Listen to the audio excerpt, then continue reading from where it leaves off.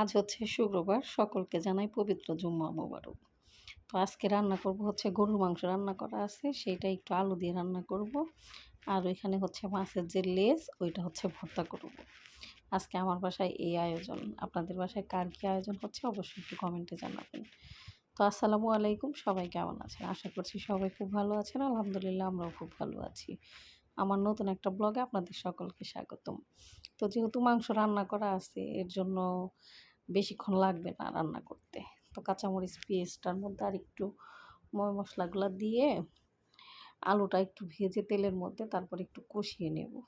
কষিয়ে নিয়ে ওইটার মধ্যে মাংসটা হচ্ছে দিয়ে দেব। যেহেতু ফ্রিজে ছিল বক্সের মধ্যে, তো আমি ওইটা বের করে রেখেছি। তো এখানে আবার একটু আদা রসুন বাটা দিয়ে দিলাম। এটাকে একটু ভালো মতো ভেজে নেব। ভেজে নিয়ে তারপরে একটু ঝোল দেব, মানে এটা কষানোর জন্য যে একটু পানি দেওয়া লাগে সেটা দেব। দিয়ে একটু কষিয়ে নেব। আর ওইখানে ওই যে মাছের লেজ, মানে যত বড় মাছই হোক আর যত ছোট মাছই হোক, মাছের লেজ এরা কেউ খায় না। আমি যদি কখনো তরকারিতে রান্না করি, আমার কি করতে হয়, তরকারি থেকে উঠিয়ে সেই লেজ আবার ভর্তা বানিয়ে খেতে হয়। মানে লেজ এরা কেউ ওইভাবে খায় না রান্না করলে। তো এর জন্য যদিও কোনো সময় তরকারিতে দেই, তারপরে ওইটা খায় না। তো এর জন্য এখন আর তরকারিতে দিই না। আগে কয়েকদিন দিতাম, এখন দেওয়া বাদ দিয়ে দিয়েছি। তো ওইখানে হচ্ছে আমি আরেকটু মশলাগুলো দিয়ে নিচ্ছি। একটু লবণ, হলুদের গুঁড়া, জিরার গুঁড়া, সজের গুঁড়া, ধনিয়ার গুঁড়া, এই তো। মানে আলুতে যেটুকু মশলা লাগবে শুধু সেইটুকু মশলাই দেবো, বেশি মশলা দেবো না, যেহেতু মাংস রান্না করা মাংস। তো মাংসটা অনেকক্ষণ আগে বের করছি, তারপরে এখনও ছাড়ে নাই, মানে বরফটা ছাড়ে নাই। তারপরে হচ্ছে দিয়ে দিলাম। এখানে সব মশলা দিয়েই রান্না করা আছে, যেহেতু আপনারা বোধহয় দেখেছেন গত সপ্তাহে যে আমি রবিবারে মাংসটা রান্না করেছি, ওই মাংসটাই একটু ফ্রিজে রেখেছিলাম। অনেকটাই মাংস, তো একবারে তার অত মাংস খাওয়া যায় না, হয়তো 2 বার বা 3 বার খাইলে আর খায় না কেউ, মানে ইচ্ছাও করে না। যে 2 বার 3 বারই ঠিক আছে। তারপরে যতটুক থাকে ততটুক হচ্ছে আমি ফ্রিজে রেখে দিয়েছিলাম বক্সে ভরে। তো এখানে একটু ঝোলটা দিয়ে দিচ্ছি।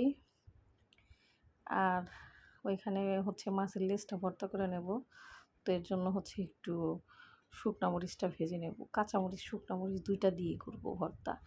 কারণ যে কোনো ভর্তা একটু কাঁচামরিচ, শুকনা মরিচ যদি আপনি মিক্স করে দিতে পারেন, মানে 2 টা দিয়েই ভর্তার সুন্দর একটা ফ্লেভার আসে, ভালো লাগে। তো এখানে তো কাঁচামরিচগুলো হচ্ছে ছোট ছোট, আমাদের গাছের কাঁচামরিচ। আজকে গাছ থেকে কাঁচামরিচগুলো ওঠানো হয়েছে, এটার ভিডিওটা করিনি। তো ছোট ছোট কাঁচামরিচ ওইটাই করতেছি। তো এখানে মাছের লেজগুলো হচ্ছে আমি বেছে নিচ্ছি, কিন্তু ইতিমধ্যে হচ্ছে আবার একটু অনাকাঙ্ক্ষিত একটা ঘটনা ঘটে যায়। মানে আমি কেমন যেন, আমার মাছ কাটতে নিলে বা মাছ ধুইতে নিলে, মাছ, ছোট মাছ, মানে এই টাইপের মাছগুলাই করতে নিলেই আমার হাতের মধ্যে দেখা যায় যে কাঁটা ফুটে যায়। এমনিতে কেমন হয় জানেন, হাতে যখন কোনো কাঁটা-টাটা ফোটে, আমি যদি সুই দিয়ে বের করতে যাই, মানে সুই ঢোকে না চামড়ার মধ্যে দিয়ে, কিন্তু কাঁটা ঢোকে। কীভাবে কাঁটা ঢোকে আমি বুঝি না। এর আগে আমার বাম হাতে মাছের কাঁটা বেঁধে আমি, মানে ওই যে ভাসি বলে না, মানে এক এক জায়গায় এক একটা কথা বলে, ভাসি, বাটি, মানে যে যেটাই বললেন, ওইটা হয়া মানে পুরা আমার কয়েকটা বছর আমি ভুগছি। তারপরে হচ্ছে আমি ওইটা অপারেশন করে ফেলেছি। এই রিসেন্ট আমি অপারেশন করেছি। তো আমি মাঝে মধ্যে চিন্তা করি যে আমার হাতের মধ্যে সুই ঢোকে না, অথচ মাছের কাঁটা ঢোকে। মানে বিষয়গুলো কেমন যেন না। তো যাই হোক, অনাকাঙ্ক্ষিত ঘটনা, কোনো ব্যাপার না। রান্না বান্না করতে নিলে বা কাজ করতে নিলে এরকম একটু একটু হয়েই থাকে। এটা কোনো ব্যাপার না। এটুক মাইনে নেওয়াই লাগবে যে যে কোনো সময় আমরা ব্যথা পেতে পারি, যে কোনো সময় একটা দুর্ঘটনা ঘটতে পারে। কিন্তু তারপরেও আলহামদুলিল্লাহ যে না, হাতটা পুরা কেটে যায় নাই, বা যদিও পড়ে যাই কিছু সময় ব্যথা পাই, কিন্তু ভেঙে টেঙে তো যায় না।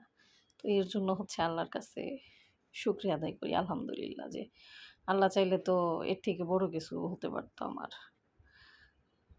মানে ওইটাই চিন্তা করি। তো এই তো হাতে মেখে নিচ্ছি, যেহেতু করার মধ্যেই আপনার হচ্ছে করেছি, কাঁচামরিচ ভেজেছি, ঠান্ডা হয়েছে। তো ভাবলাম যে এটার মধ্যেই ভর্তাটা বানাই। তো আজকে এটার মধ্যেই ভর্তাটা বানাচ্ছি। তো আমার ভিডিওগুলো কেমন লাগে অবশ্যই একটু জানাবেন। আমার ভিডিও যদি ভালো লাগে অবশ্যই একটা লাইক, কমেন্ট, শেয়ার করে দেবেন। আর আমার একটা পেজ আছে, সেটাতেও সবাই একটু ফলো দিয়ে দেবেন। তো এই তো রান্না প্রায় শেষ। আজকে এই ২টা তরকারি। কারণ দেখা যায় যে মাংস হইলে অন্য কোনো তরকারি রান্না করলে ওইটা আর শেষ হয় না। মাংসটাই শুধু দেখা যায় ২-১ বার খায়, ওই মাংসই খায়, অন্য কোনো তরকারি আর খায় না। তো এর জন্য একটু লেজ ভর্তা করলাম আর মাংসটা রান্না করলাম। আবার এক তরকারি দেখতে কেমন দেখা যায়। তো ঠিক আছে, আজকে এই পর্যন্তই। সবাই ভালো থাকেন, সুস্থ থাকেন। দেখা হচ্ছে আগামী একটা ভিডিওতে। আল্লাহ হাফিজ। আসসালামু আলাইকুম।